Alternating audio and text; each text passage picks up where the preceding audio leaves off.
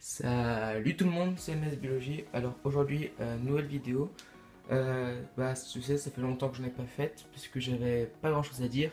Mais maintenant, mes colonies mes fondations ont bien commencé à se développer.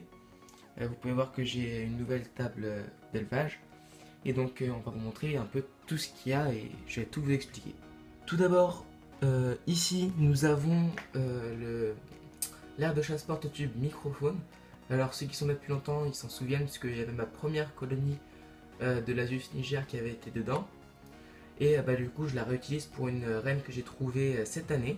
Donc lors d'un essaimage, le lien sera dans la description, je l'avais filmé. Donc on peut voir que la reine se plaît bien, il n'y a pas de souci.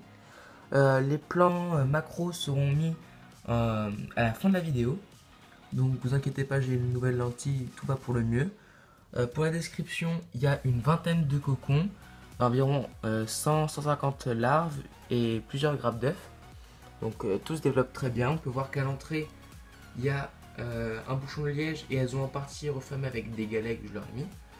Donc ça permet à la colonie de se sentir en quelque sorte à l'aise et d'éviter de stresser pour rien. Donc là, elles ont un peu de liquide sucré et de pâte pour poisson qu'elles ont presque tout mangé. Ensuite, en deuxième fondation, ce sont des Phédoles pallidula. Donc on peut les reconnaître à leur petite taille et parce que elles mangent une mouche que je leur ai donnée aujourd'hui. Passé bien évidemment 48 heures au congélateur. Donc je ne leur en ai pas donné beaucoup. Là ça fait un mois que je leur en avais pas donné. Et je leur en ai donné 4. Il ne reste plus que 2 qui sont en train d'être décortiqués pour être mangés. Donc les plans macro seront à la fin de la vidéo.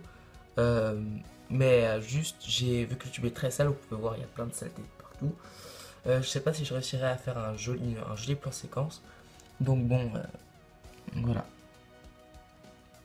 On peut voir du coup ici la mouche en train de se faire décortiquer pour être mangée et donnée aux larves. Il y a encore 4 nymphes, dont une qui commence à devenir jaune. Quelques larves, pas beaucoup, peut-être 5-6, et une grappe d'œufs. Donc à mon avis, elle a dû la pondre aujourd'hui, parce qu'hier elle n'y était pas. Donc ça fait tout de même plaisir de voir qu'elle a commencé à repondre. Donc je suis content. Ici, nous avons une deuxième colonie de l'Asius SP noir, trouvée dans le même SMH que la précédente l'Asius que je vous ai montré. Donc là, on peut voir que je leur ai donné 2 moustiques. Et donc là, elles sont plus sur celui de droite parce qu'il y a des œufs de moustiques en fait. On les voit parce que c'est des petits ronds noirs. Donc je les ai tués les deux en même temps pendant qu'ils étaient en train de s'accoupler. Et donc du coup, vous pouvez voir qu'elles sont toutes affalées dessus, en train d'essayer de les décortiquer et pour les ramener dans leur tube. Donc là, pour l'instant, elles sont toutes dans leur tube. Ça, c'est pas leur tube de fondation parce que leur tube de fondation, j'ai eu un gros problème avec. Elles avaient déménagé dans l'aire de chasse, parce que je les avais mis dans cette aire de chasse que j'avais fabriquée. J'ai eu énormément de problèmes. Il y a eu une fuite d'eau dans le tube, donc je les ai fait déménager il y a un mois de ça maintenant, voire 2 mois. Et donc on peut voir que tout se porte pour le mieux. Pas mal de jeunes ouvrières qui sont présentes. Et puis elles mangent correctement. Là il doit y avoir une trentaine d'ouvrières à peu près. Il y a très peu de couvains par contre. Mais c'était déjà comme ça avant. Elles sont en diapose, donc elles ne sont pas chauffées, elles sont dans un rack. Vous pouvez voir, du coup, c'est loin du tapis chauffant. Et vu que la fenêtre est pas très loin, la chaleur reste vraiment dans cette zone et ne vient pas ici. Donc là, on peut voir qu'elles ont ramené, ça y est, le moustique dans l'entrée du nid.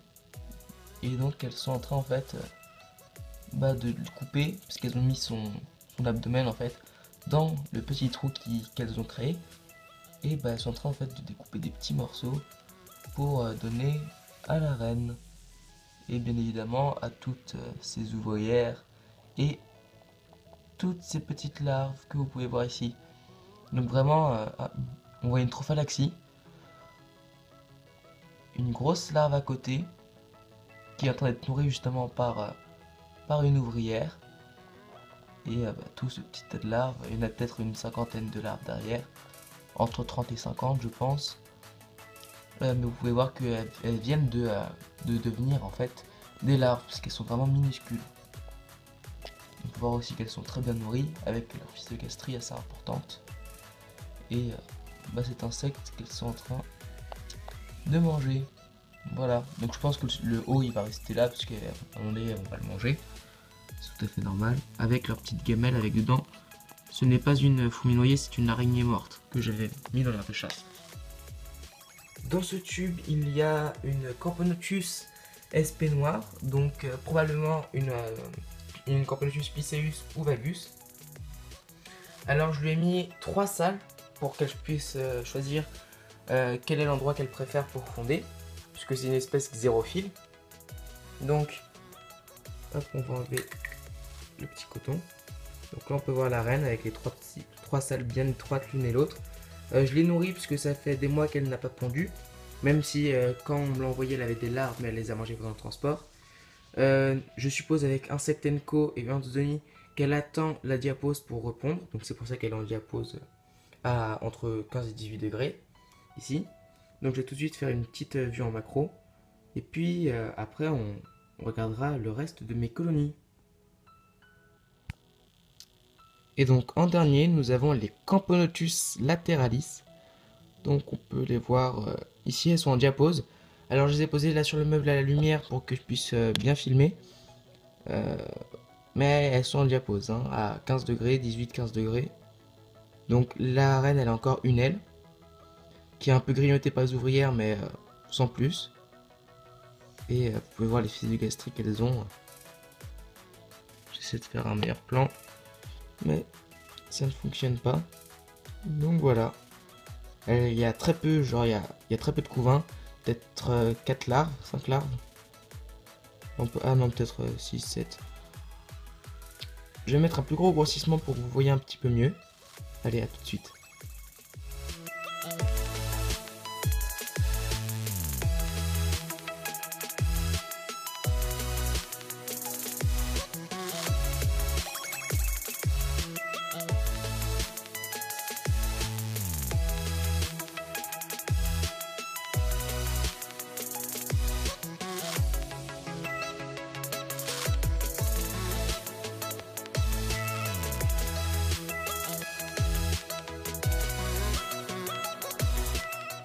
On peut assister là à une trophalaxie entre la reine et une ouvrière.